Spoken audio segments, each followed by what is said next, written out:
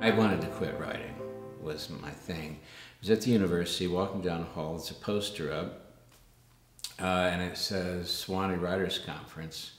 And it listed the faculty, and among the faculty was included the poet that I thought the finest poet in my lifetime, and that was Anthony Hecht.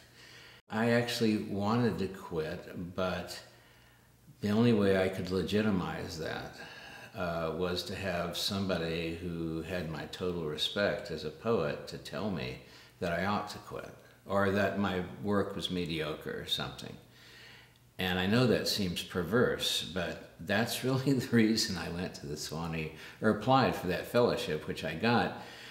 But I wanted to go to the conference in order to have that judgment made on my work, and that would allow me, that would permit me to stop writing. And I was carrying a heavy burden of guilt because I was taking time away from my family, and that would help me to do that. It would permit me to do it. It was very impressive. I could talk about things such as going through the cafeteria line, not looking where I was sitting, and sitting down, and opposite me was Donald Justice, and next to him was Anthony Hecht, and on my left was Richard Wilbur. Those were the giants. That was the Gehrig and Ruth and Lazeri from baseball of poetry during that time. And so it was just very impressive. It was also just extremely high quality in every aspect. As I told my wife, right down to the quality of the wines, you know. So it was really, really a dream. But the real thing was the manuscript conference with Anthony Hecht. He was sitting in one rocking chair, and there was the rocking chair for me, and the manuscript was face down. So I was feeling, I know this is perverse, but I was, you know, my heart sang. My spirit lifted because I thought that was a gesture of disregard for the manuscript. He doesn't like it, therefore I can quit, you know, go home, take my kids fishing, whatever, you know.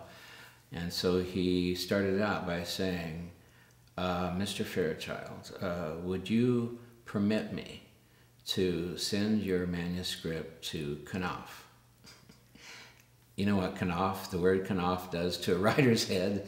Yeah, it was so totally unexpected that I think I just froze, which was good because he had two more questions to ask, and that is, would you, now imagine this is like the Shakespeare of my time, and he said, would you permit me to write an introduction to your book of poems?